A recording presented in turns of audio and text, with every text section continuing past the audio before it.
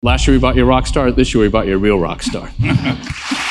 So what we're going to do is I'm going to ask Warren a series of questions over 25, 30 minutes, and then we'll take your questions in the crowd and let the students have a chance to ask Warren about his experiences. What do you think the lessons are of the last couple of cycles that you've seen from an investor standpoint? We've got a lot of young kids out there. You've lived through multiple cycles in the 50, 60 years plus you've been investing, 70 years, investing. What are the lessons and what, these are young people, what should they take away? The lessons are that people will continue to make the same mistakes they've made. I mean, humans, and whether it doesn't correlate to IQ particularly. I mean, when they get greedy, and we had this huge bubble in the most important asset the American public has, housing. I mean, so you had a huge bubble in something you could borrow heavily against. So you could run a margin account effect on a house instead of stocks, and the conditions got very lax. And so when that bubble popped, but people came into that gradually. When they get fearful, it happens all at once. I mean, when people get scared, they all want to leave at one time. And we had them all want to leave at one time, and that'll happen again. It'll happen with a different set of circumstances, but the human animal will keep behaving pretty much the way it has in the past. So we will have periodic recessions. We'll have an occasional panic, which doesn't all recessions don't come from panics, but the good news is, if you look at the 20th century, in the 20th century, we had 2 world wars, we had the Great Depression, we had the flu epidemic, we had the Cold War, we had the atom bomb, you name it.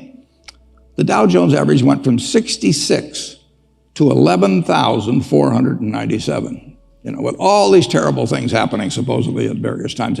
America works. And when I bought my first stock when I was 11, that was in the spring of 1942. And that was a couple months after Pearl Harbor. And we were getting clobbered in the Pacific at Corregidor and Bataan. I mean, the Death March of Bataan. And in the European theater, the Blitz of England was on. And the Dow was at about 100. But just look at where we are now. I mean, the country really works. The trick is, it seems to me the obligation of a society as prosperous as ours is to figure out how nobody gets left too far behind. Right. It was interesting because last year Bono's speech was a lot about how America is a society of dreams and you can accomplish more here. It was actually one of the best speeches about the optimism America could have by a person who's not American by birth. So and I know you carry that optimism. So after all this, what makes you most optimistic for the next decade about America? Well, just imagine, 1789. Just go back just a few hundred years.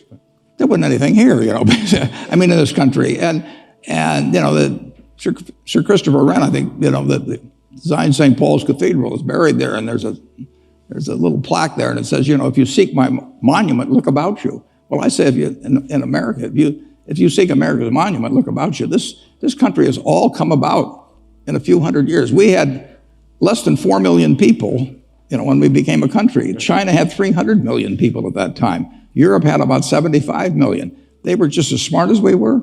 They worked just as hard as we did. They had natural resources that were similar to ours. And yet we ended up with a quarter of the world's GDP, a few hundred years later. We've got something that works, and we don't want to mess that up. We want to figure out what we do with this abundance better as we go along. But you don't have to worry about the system working. But you will have periodic recessions, and you will have an occasional panic brought on by something that who knows where it comes from. The thing to remember at that time, I wrote an op-ed piece in the New York Times in the fall of 2008, and I said, that the country will come back. It'll go through a big recession and everything, but it'll come back, and it's coming back. So don't ever worry about America. It'll tell you, you're in the right place. So you've been famous for your investment strategy on basically that follows the opposite side of that principle is invest when the chips are down and ride it up. That served you well. So what's your favorite time that you were able to accomplish that, when you caught somebody down and moved well, up? I always think my favorite time's going to be tomorrow. It's always been fun. And there's a company here in Washington called Geico. And I first got exposed to that in 1950. I was 20 years. I was 19 years. Well, it was 51. I'm sorry. I was 20 years old, and I came down here And I came down on a Saturday because I'd learned that my professor who I worshiped at Columbia named Ben Graham was the chairman. I got down here and the door was locked. When I went to the building, because it was Saturday, and I pounded on the door and some janitor let me in, and a marvelous fellow named Lorimer Davidson spent 4 hours with me teaching me all about insurance. And he helped me so much in life. You're going to get help by some wonderful people in life. It's a great thing to remember later on when you get to be my age, that all the help you've received from different people, because nobody does it alone. Obama got in trouble when he said that in the campaign, that nobody does it by themselves. Nobody does do it by themselves. We all sit in the shade of trees that were planted by others. So it's obligatory, I think, to plant a few trees ourselves if we've had good luck. It's been a great ride, but it's not over. So you've owned. When did you actually buy Geico? When did you invest in Geico the first time? Well, Geico I bought. I met Lorimer Davidson when I was finishing up at Columbia, and then I started selling securities when I got out. And I went out to my Aunt Alice. My Aunt Alice would have bought anything from me. And so she bought 100 shares of Government Employees Insurance. It was the first stock I ever sold. And then a lot of years passed, and Mr. Davidson was very kind to me in a variety of ways. But I went in different directions. And then in 1976, the company got in big trouble because they miscalculated their reserves, and they were going broke. And so I came back here, and I bought a third of the company in the market in a very short period of time. And then in 1995, by now our third had become a half because they'd repurchased their shares. And I went out to see Mr. Davidson, who was out in Bethesda. He was 96 or 97, and he had a bunch of stock in Geico with no cost basis because he'd held it forever. And I said, Davey, if I make an offer for this company for cash, you're going to pay a big tax. And of course, if you die with the stock, you don't have that tax, and you get a stepped up basis. So I'm not going to make this offer unless it's all right with you. And he said to me, Warren, I've hoped for this all my life. And so we bought the rest of the company. He was a great man. I'm going to start a little bit where the president left off, which is, this is your hometown. This is a part of your hometown. So what are your best memories about being around Georgetown? And Well, I delivered papers at Georgetown Hospital 66 years ago. And I developed this affinity because in the hospital, people tipped. My regular customers, the one that knew me, never tipped. But I would go to the hospital, and one of the things they would do, they would give me cash tips, but they also would tell me if they were a woman that had given birth to a baby that was, we'll say, 8 pounds, 11 ounces, they would whisper that number to me. And the numbers racket was very big in Washington that time, and they felt they were giving me this terribly valuable information, the exact time in which the baby was born or something. And I was supposed to bet on that number in the numbers racket that day. So I have a lot of memories of of Georgetown, and I was here during World War II, which was really a fascinating time to be in Washington. And my dad being in Congress, it was really a window on an extraordinary time in America. And of course, at that time, we were probably more united than at any time in my lifetime about a common goal. I mean, that was the time when people like Bobby Feller and all the athletes, the day the war broke out, went down and enlisted, and people really did voluntarily in a very high percentage play by the rules in terms of gasoline rationing and sugar rationing and meat rationing and all that. And we all bought savings bonds at school to help out the troops. So it was quite a period.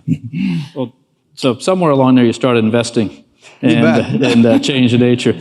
And I've read stories that you started investing at 13, or whether they're true or not, but somewhere around that. And it was 11. what created the fascination with investing? It took me 5 years. I had to save $120. It took me 5 years to get the $120 to buy a stock, 3 shares of City Service Preferred when I was 11. My dad originally was in the investment business. He really wasn't very interested in it.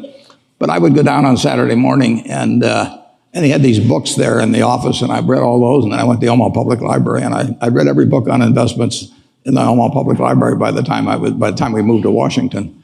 And then when we got here, I had the Library of Congress. Did you get through all those? Oh, I read everything, and I just found it fascinating, and incidentally, I find it fascinating today. I mean, it's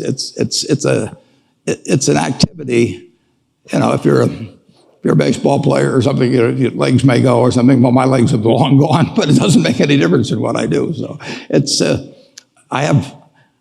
I literally have as much. I always have had fun working, but I have as much fun now as I've ever had in my life. I mean, I work with people I love doing what I love, and it just doesn't get any better than that.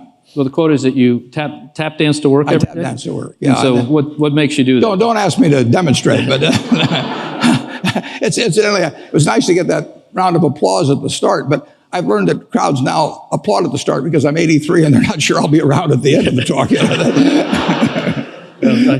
I've shared enough dinners with you know that you have more energy than anybody I know. So let's switch to a little bit on the philanthropy side. So Sure. President DeGioia talked about the giving pledge.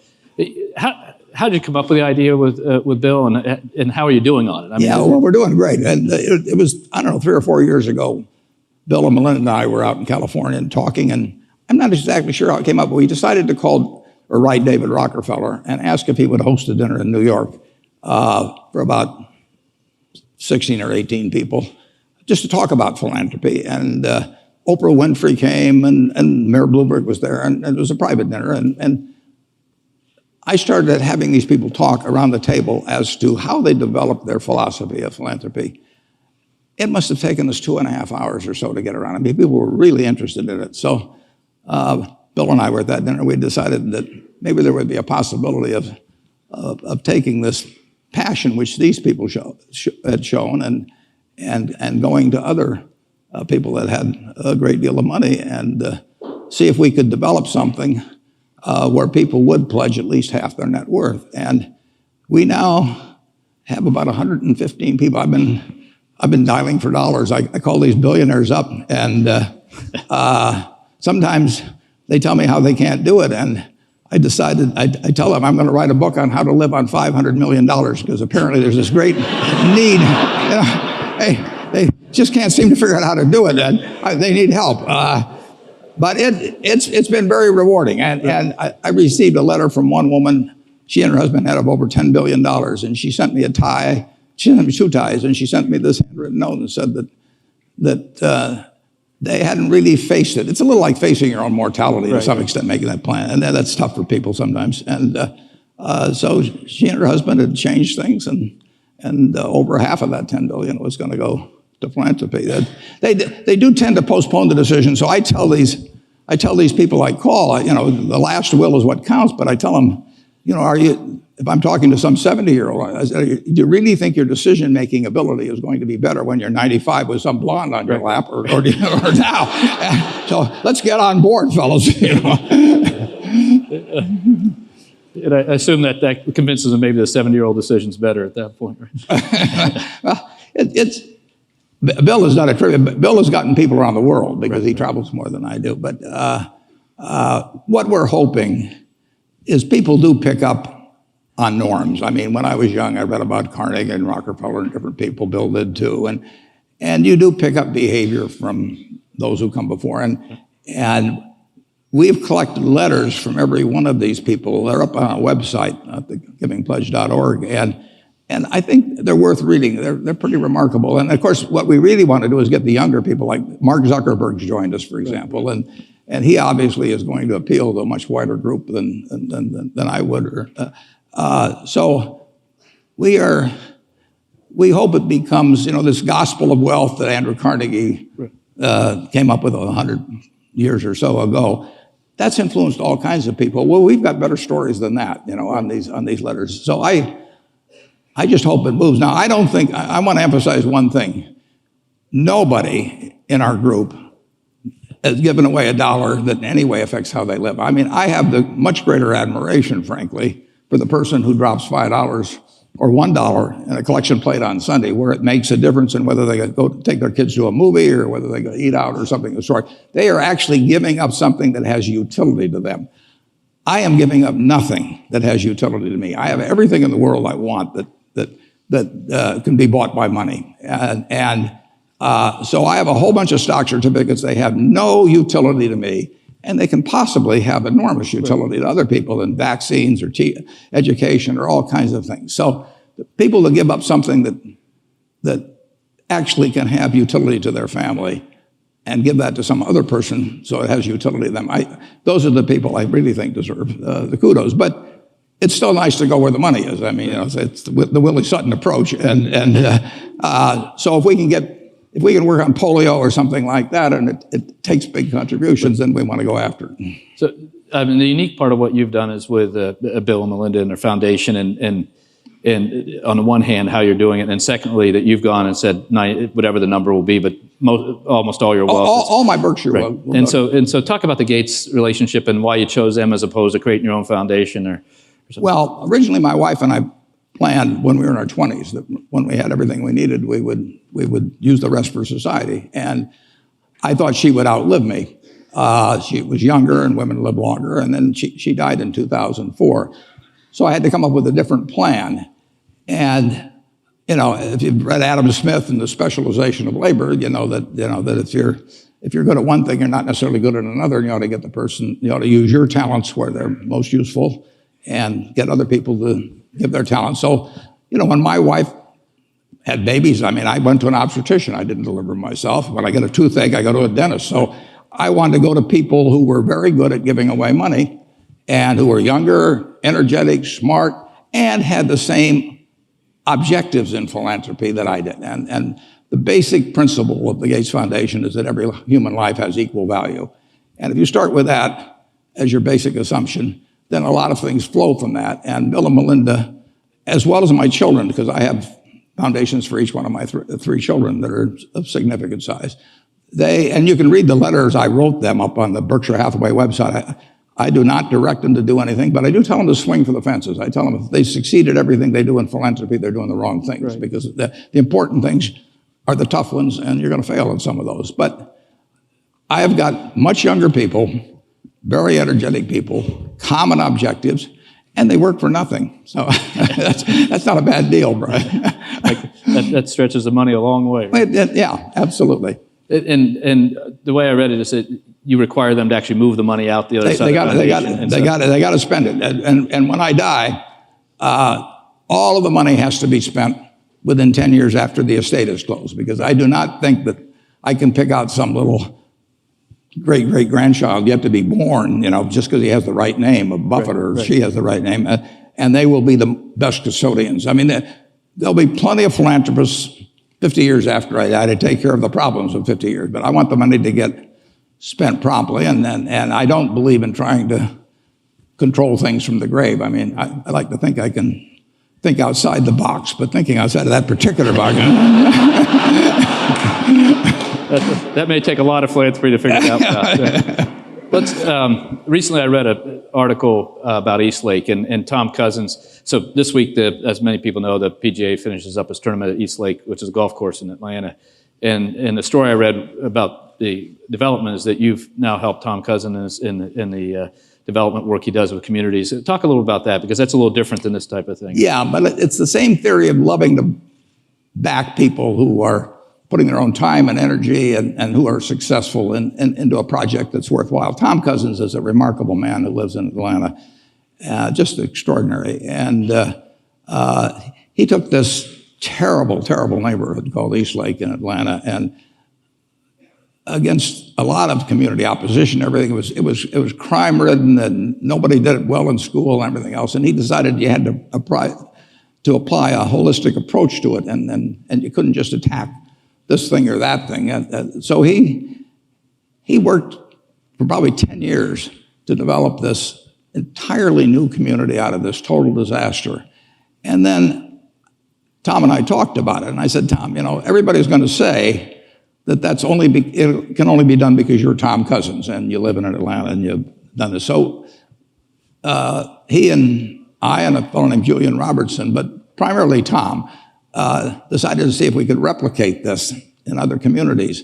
And it seemed to me that, and Tom, that New Orleans was a great one to do it. I mean, they've been racked by Katrina and everything. So we've taken it to New Orleans, where we've got hundreds of people, and it's mixed income type a community. I mean, we do not want to have it with everybody being subsidized. We want to create a new kind of community where people of different races, different economic conditions work together and play together. And it's been successful in New Orleans. We went to Indianapolis. It's been successful there, and we've got about 11 more towns we're working on now. And so Tom Cousins has really come up with something. He had an op-ed in the Wall Street Journal about a week ago describing this, but he's a fantastic human being. And when you get a chance to join forces with somebody that as high quality as that, and energetic and smart, and putting his own funds in it, you just got to jump at the chance. That's good. We'll switch to the economy now. What's going on and move from philanthropy to the economy that you create your wealth off of, that you can do these wonderful, great things with. So what do you see in the economy and what you're seeing in your companies, your operating companies, and from an investor's point? Well, our business has come back very well from 5 years ago when the panic hit. And it was a panic like nobody's ever seen. I mean, whatever you think about it, it was worse. I'm dead serious about that. We were right on the edge of the cliff.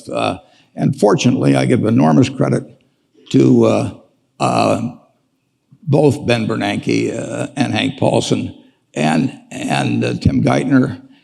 And frankly, even though I didn't vote for him, never voted for him, President Bush, I don't know how many of you have studied economics, but in Adam Smith, they talk about comparative advantage and Keynes talked about animal spirits and all those people. But President Bush really came out with the great economic insight of all times. And he did it in 10 words in September of 2008. He went out there from the White House and he said, if money doesn't loosen up, this sucker could go down. And I mean, that goes right up there. Tear down those plaques of Adam Smith.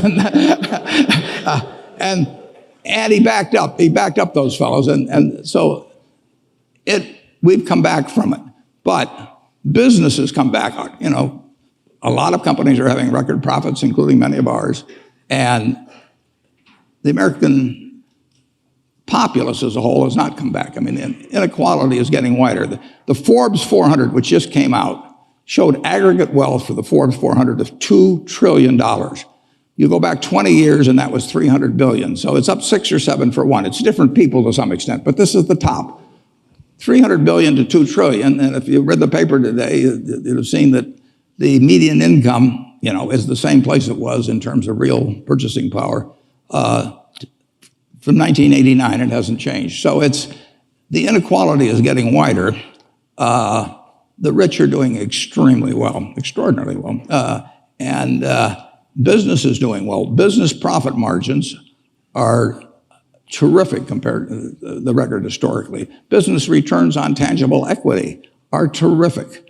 But a great many people in our country, if you take the bottom 20% of households, that's 24 million households or something like that, housing, close to about 60 million people, it's the top level is $22,000. And I don't want to try to live on $22,000 with a couple of kids. So we've got an economy that is delivering $50,000 of GDP per capita, and we've got an awful lot of people that aren't living well. So we have learned how to turn out lots of goods and services, but we haven't learned as well how to have everybody share in the bounty that we have. So how do you think, is that we just got to grow out of it to provide? Well, we're growing. We're growing. Yeah. I mean, if you take even 2% a year, if you think about it, people feel very unhappy with 2% a year, but the population grows 1% a year. So that means 1% per capita real growth. That means in 20 years, a generation, there's a 20% gain in GDP per capita. That's not bad in a generation. But the question is how it gets distributed. Right. But this country will grow. This system works. In my lifetime, I was born in 1930.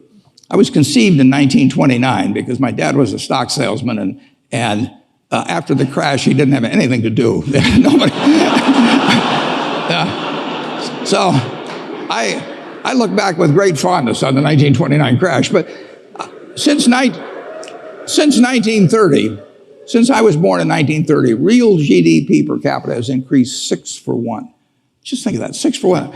I mean, you went centuries when nothing happened. Right. for people. And this country works. I mean, I consider the luckiest person on a probabilistic basis that ever lived is the baby that's born today in the United States. I mean, it is a fabulous country, and the market system works all kinds of things. But we do have to, in my view, we have to make sure that everybody participates to a reasonable degree. We don't want equality of results, but we also want a base level that's satisfactory for our people. Well, let's turn it over to some student questions. So they're going to put a microphone out here, and go ahead, sir. Hi, I'm Kasim Tavalali, a senior in SFS.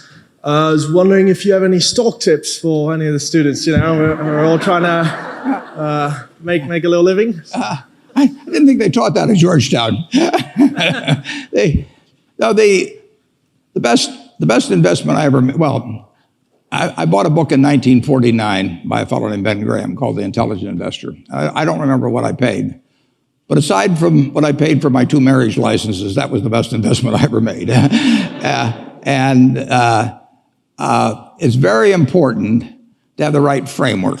You need to have an approach to investing that's sound. And Graham's approach is simple.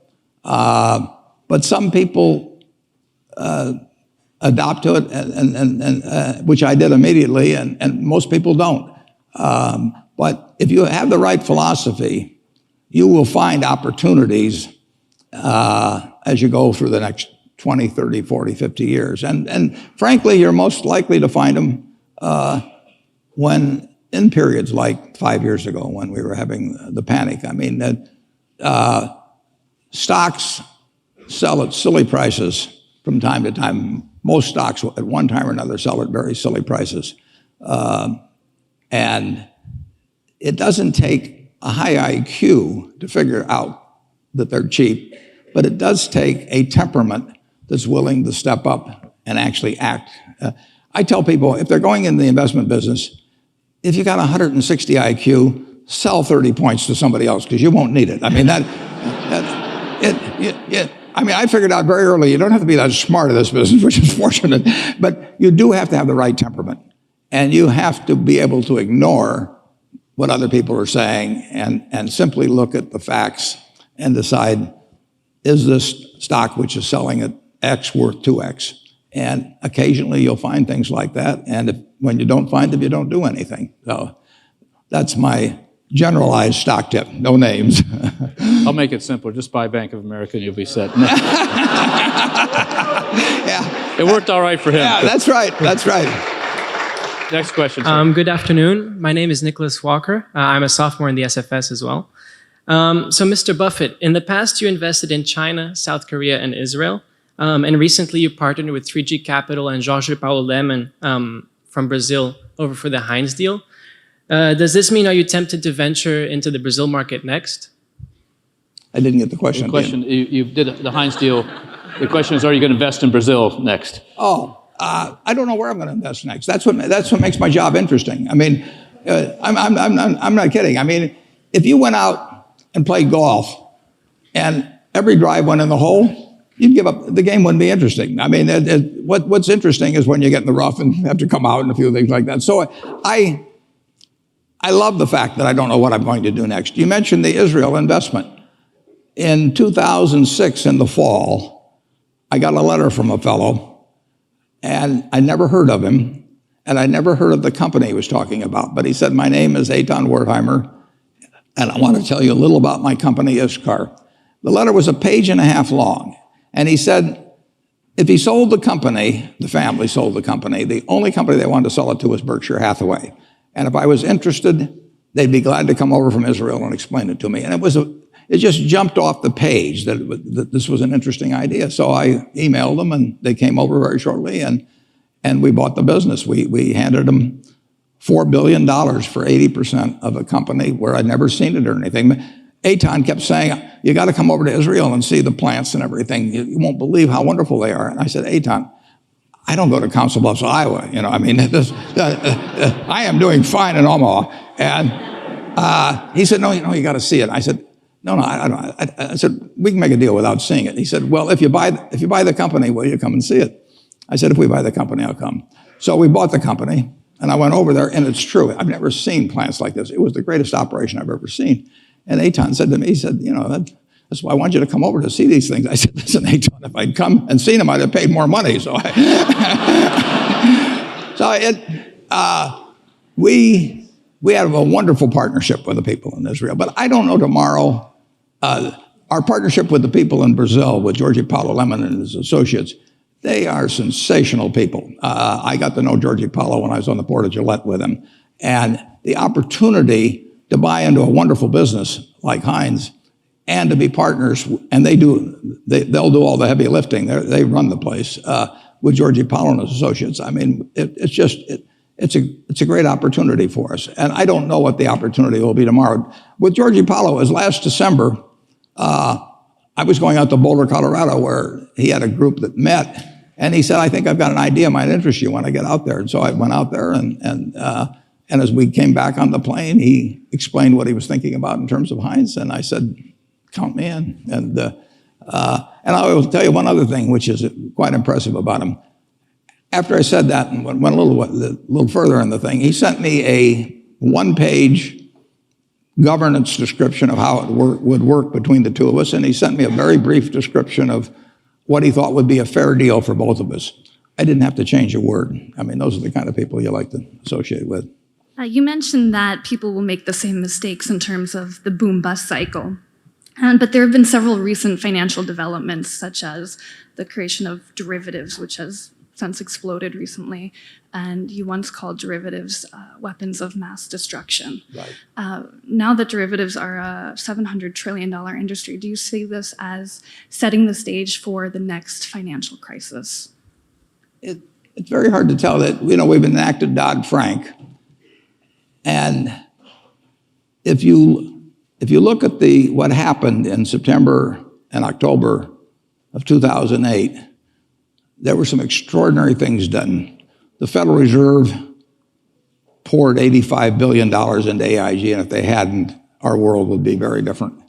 Hank Paulson guaranteed money market funds at a time when 30 million Americans with money market funds were panicking, and when $300 billion in 3 days had gone out of the non-government money market funds, 125 of it had gone back into the government. $300 billion, that was almost equal to the deposits of Wells Fargo or Wachovia at the time, which were then two separate institutions. Both of those authorities have essentially been taken. I don't think they can do that under Dodd-Frank. I don't think that Bernanke could do what he did, and I don't think that Paulson can do what he did.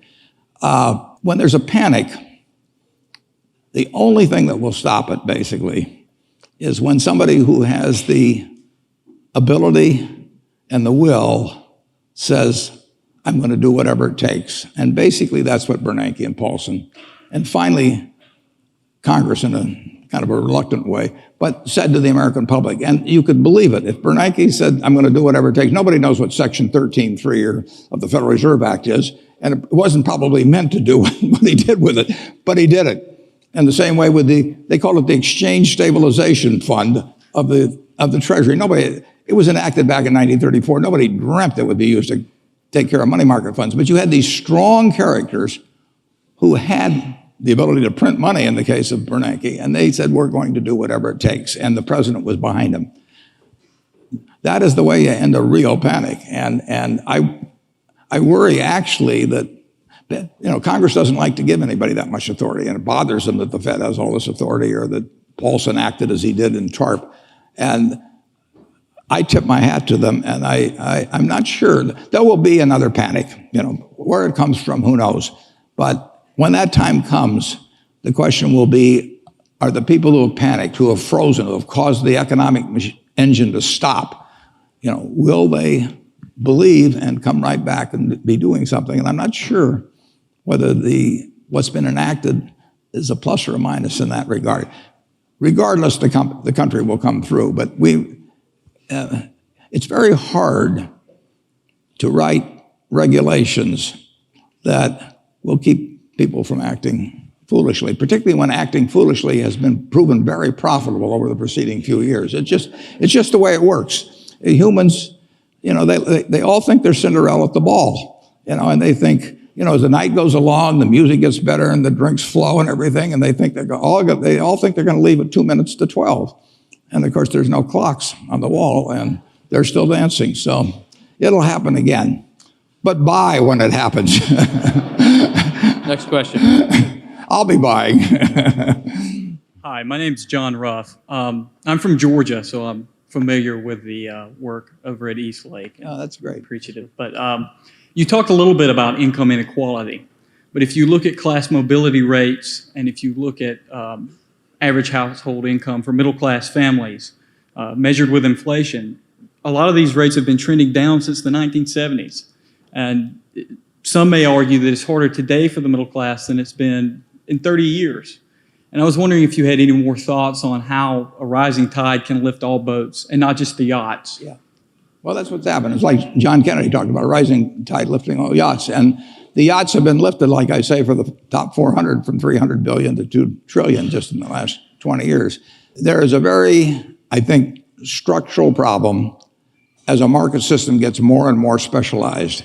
If you go back to an agrarian society like we had a couple hundred years ago with most people working on a farm, most people fit most job requirements. I mean, it was that as the world has become more and more specialized, I think we keep moving away from that. So a market system will not pay well for a significant percentage of society. They aren't needed to keep GDP itself going up and people at the top. And I think government has to address that. I think I sometimes toss out to students this proposition. Imagine that it's 24 hours before you're born. And you're sitting there, Johnny or Joni, we don't know yet, and you're in the womb, and a genie comes. And the genie says, John or Joni, you strike me as a remarkable potential human being, and I'm going to give you an enormous responsibility. I'm going to let you decide the world, how the world is going to work into which you're going to emerge. You can decide on the economic system, the social system, the political system. You design it. And whatever you design, that's going to be the system in which you live, your children live, grandchildren live. And you, being wise beyond your minus 24 hours of age, say, I know all about you, genies. What's the catch? And the genie says there's one catch. Just before you emerge, having designed the system, put it in cement, you're going to go over to that barrel over there that has 7 billion slips in it, one for every human being in the world, and you're going to pull out a slip. It may say male, it may say female, it may say white, it may say black, it may say infirm, it may say strong, it may say bright, it may say below average, it may say United States, it may say Bangladesh. Now, not knowing which ticket you're going to pull out, what kind of a world do you want to design? Well, you certainly want to design a world that produces lots of goods and services and keeps producing more and more. You want a lot of stuff around. It could be the world's fairest society, but if it's on a barren desert island, it isn't going to do anybody good. So you really want something that works in terms of output. But once you have something that works in terms of output, you certainly want something that eliminates fear from everybody's life. Now, that doesn't just mean a lot of cops. It means fear of old age, fear of health, all of those problems. And you certainly want a system not knowing what tickets you're going to get that takes care of the people that don't survive so well in that market system, which maximizes the amount of output, your first goal.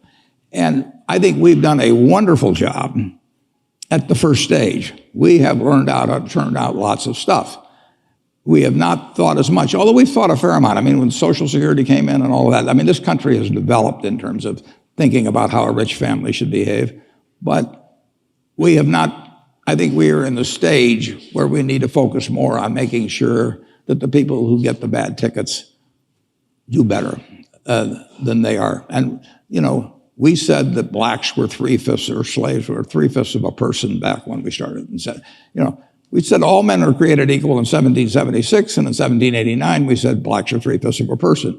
We not only said all men are created equal, but in the Gettysburg Address, Lincoln repeated it. It was 1920 before we passed the 19th Amendment for women. So we treated women as an essentially different class for all those years. So I think we've got I think we've gone significantly in the right direction in terms of behaving better as a society, and I think we've gone terrifically in the right direction in terms of turning out lots of stuff.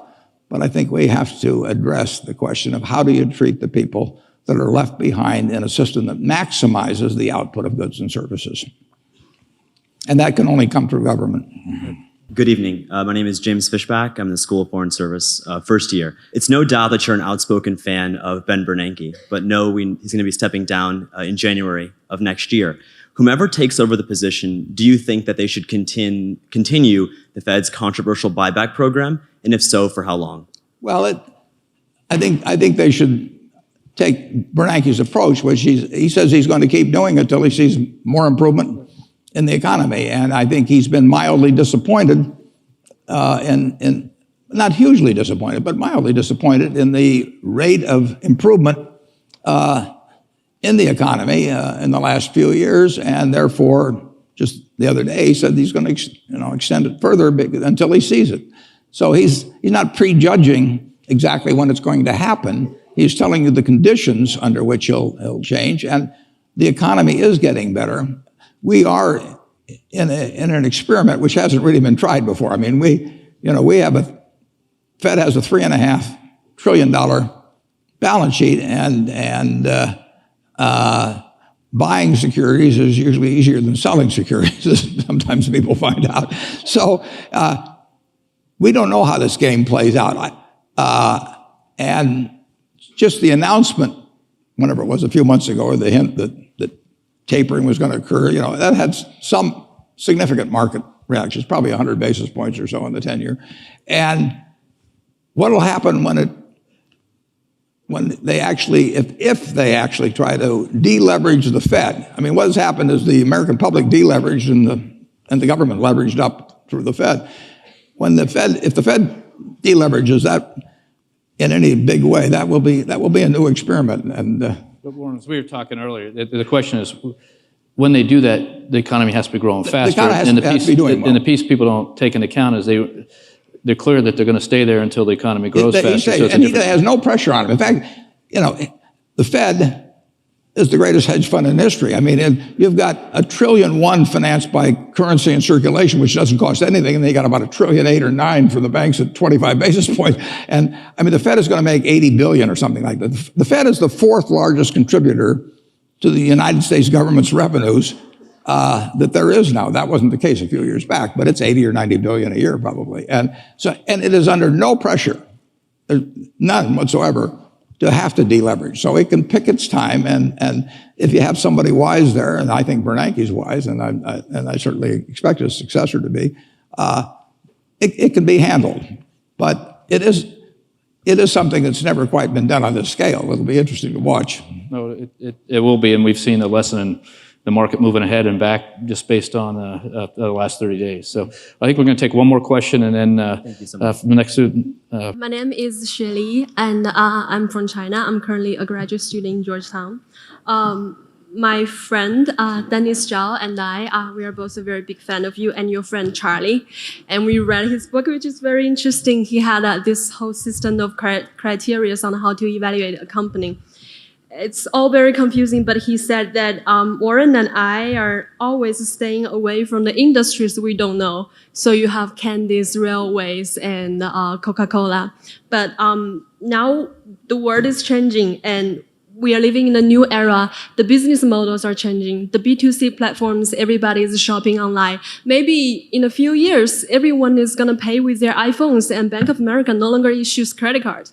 So non-profit is a new model, and so what's a dinosaur like me going to do? Yeah, yeah, there are just so many things you don't know about. He'll take out his flip phone and show you, so he's not going to be one. This is my new one. What? I just turned in the one Alexander Graham Bell gave me. But,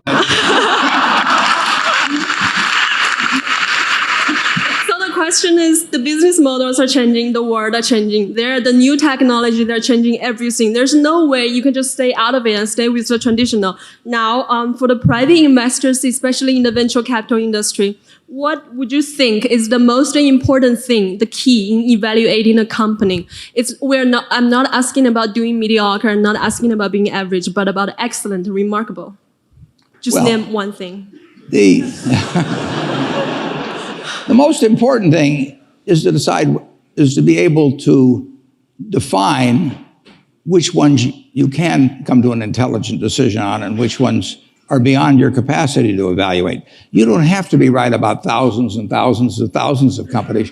You only have to be right about a couple. I met Bill Gates on July 5th, 1991. We were out in Seattle, and Bill said, "You've got to have a computer." And I said, "Why?" And he said, "Well," he said, "you can do your income tax on it." I said, "I don't have any income. Berkshire doesn't pay a dividend." He said, "Well, you can keep track of your portfolio." And I said, "I only have one stock." I said, and he says, "It's going to change everything." And I said, "Well, will it change whether people chew gum?" And he said, "Well, probably not." And I said, "Well, will it change what kind of gum they chew?" And not. And I said, "Well, then I'll stick to chewing gum and you stick to computers, you know." I don't have to understand all kinds of business. There's all kinds of business I don't understand. But there's thousands of opportunities there. I did understand the Bank of America, you know, and I'll be able. I'm able to do that. I'm able to understand some given percentage. But Ted Williams wrote a book called The Science of Hitting, and in The Science of Hitting, he's got a diagram, shows him at the plate, and he's got the strike zone divided into 77 squares, each the size of a baseball. And he says, if I only swing at pitches in my sweet zone, which he shows there, and he has what his batting average would be, which is 400. If he had to swing at low outside pitches, but still in the strike zone, his average would be 230. He said the most important thing in hitting is waiting for the right pitch. Now, he was at a disadvantage because if the count was 0-2 or 1-2 or so on, even if that ball was down where he was only going to bat 230, he had to swing at it.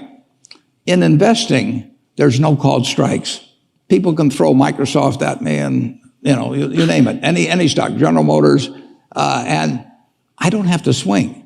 And nobody's going to call me out on called strikes. I only get a strike called if I swing at a pitch and miss.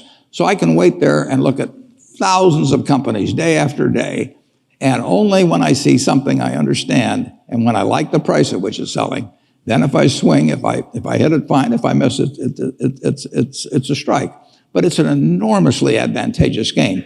And it's a terrible mistake to think you have to have an opinion on everything. You only have to have an opinion on a few things. In fact, I've told students, if when they got out of school, they got a punch card with 20 punches on it, and that's all the investment decisions they got to make in their entire life, they would get very rich because they would think very hard about each one.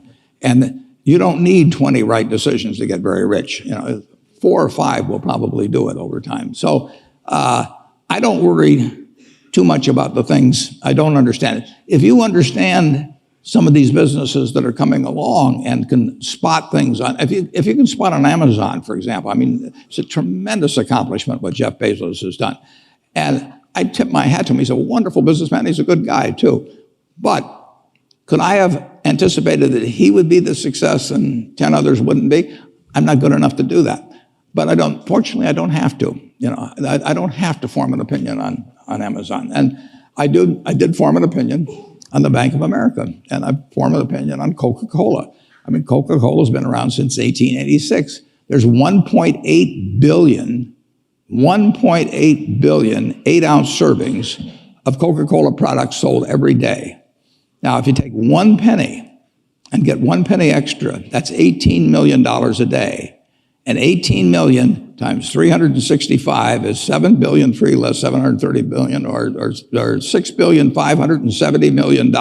So annually, $6,570 million from 1 penny. Do you think Coca-Cola is worth a penny more than, you know, Joe's Cola? I think so. So, you know, and I've got about 127 years of history that would indicate it. So those are the kind of decisions I like to make. And you may have an entirely different field of expertise than I would have, and probably much more up to date in terms of the kind of businesses that we're seeing evolve. And you can get very rich if you just understand a few of them and understand their future. But fortunately, I don't have to. I mean, if we go into Heinz, you know, and I look at people pouring ketchup on, you know, hamburgers and potatoes, I don't think it's going to change. You know, and the nice thing about it, some products travel.